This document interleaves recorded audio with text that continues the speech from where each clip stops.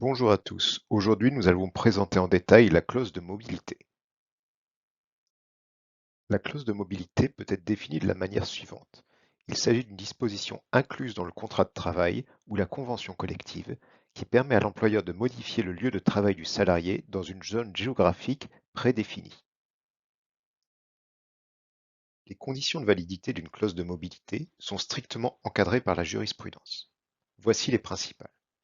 Tout d'abord, la définition précise de la zone géographique. La clause doit spécifier clairement la zone géographique d'application. Ensuite, il y a interdiction de modification unilatérale. Cela signifie que l'employeur ne peut pas modifier unilatéralement la zone géographique après la signature du contrat. Toute extension ou modification doit être acceptée par le salarié. Ensuite, il doit y avoir un motif légitime. Cela signifie que la mise en œuvre de la clause doit répondre à un besoin objectif de l'entreprise, comme une augmentation de la charge de travail dans un autre établissement. Enfin, il y a le respect des droits des salariés. La clause ne doit pas entraîner une modification substantielle du contrat de travail, comme une baisse de rémunération ou un changement d'horaire de travail. Ces conditions visent à protéger les salariés contre les abus et à garantir une application équitable des clauses de mobilité. Voici un exemple concret de clause de mobilité. Le salarié accepte par avance toute mutation ou déplacement temporaire dans les différents établissements de l'entreprise situés dans la région Île-de-France. Cette mutation ou déplacement pourra être décidé par l'employeur en fonction des besoins de l'entreprise, sous réserve d'un préavis de 2 semaines. Cet exemple inclut les éléments essentiels d'une clause de mobilité, à savoir la zone géographique, en l'occurrence l'Île-de-France, la possibilité de mutation ou déplacement temporaire et le préavis de 2 semaines. Les clauses de mobilité peuvent présenter plusieurs risques pour le salarié. Tout d'abord, un impact sur la vie personnelle et familiale. Une mutation peut entraîner des perturbations importantes dans la vie privée du salarié, comme un déménagement, des changements sur les trajets quotidiens et des ajustements pour la famille. Ensuite, il peut également être synonyme de stress et d'incertitude. La possibilité d'être déplacé à tout moment peut générer du stress et de l'incertitude affectant la stabilité professionnelle et personnelle. Ensuite, en matière de coûts financiers, les déplacements ou déménagements peuvent engendrer des coûts supplémentaires, que ce soit pour le logement, les trajets ou d'autres dépenses liées à la nouvelle localisation. Ensuite, des risques de discrimination.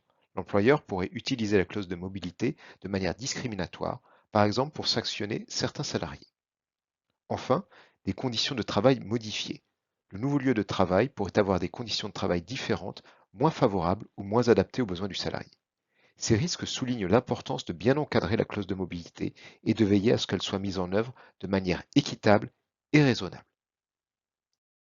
Il existe plusieurs recours pour un salarié confronté à une clause de mobilité abusive ou à son application déloyale. Tout d'abord, il y a le dialogue avec l'employeur. La première étape consiste souvent à engager un dialogue avec l'employeur pour tenter de trouver une solution à l'amiable. Ensuite, le salarié peut faire appel aux syndicats et représentants du personnel. Ces derniers peuvent offrir un soutien et des conseils et même intervenir pour négocier avec l'employeur. Ensuite, il y a la négociation des conditions de mutation. Le salarié peut demander des explications sur les motifs de la mutation et négocier des mesures d'accompagnement, comme une aide au déménagement ou une compensation financière.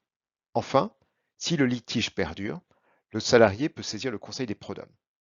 Il peut contester la validité de la clause ou son application devant le Conseil des prud'hommes. Ce tribunal spécialisé dans les litiges du travail peut annuler une clause jugée abusive ou disproportionnée.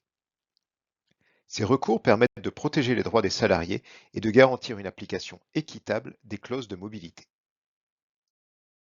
Les conséquences d'une clause de mobilité invalide peuvent être significatives pour l'employeur et le salarié. Tout d'abord, le licenciement sans cause réelle et sérieuse. Si la clause de mobilité est jugée invalide et que l'employeur licencie le salarié pour refus de mutation, ce licenciement peut être considéré comme abusif. Le salarié pourrait alors obtenir des indemnités pour licenciement sans cause réelle et sérieuse. Ensuite, l'annulation de la mutation. Le salarié peut contester la mutation devant le Conseil des prud'hommes. Si la clause est jugée invalide, la mutation peut être annulée et le salarié peut être réintégré dans son poste initial. Ensuite, l'obtention de dommages et intérêts. Le salarié peut également demander des dommages et intérêts pour le préjudice subi en raison de l'application de la clause invalide. Enfin, la révision du contrat. L'employeur pourrait être contraint de réviser le contrat de travail pour supprimer ou modifier la clause de mobilité afin de la rendre conforme aux exigences légales.